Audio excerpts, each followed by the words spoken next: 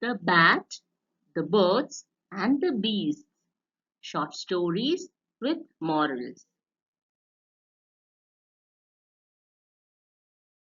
Long ago, a fight took place between the birds and the bees, but the bat never took sides.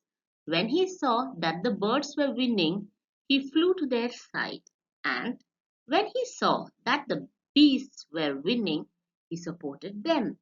The birds and the bees kept fighting with each other for a long time.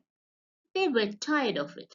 The birds and the bees finally decided to end things peacefully.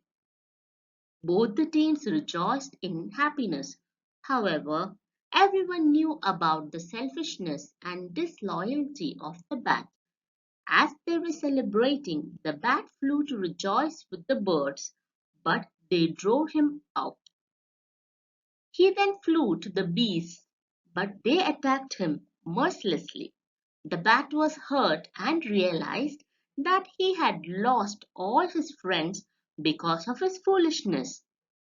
Moral: a deceitful person has no friends.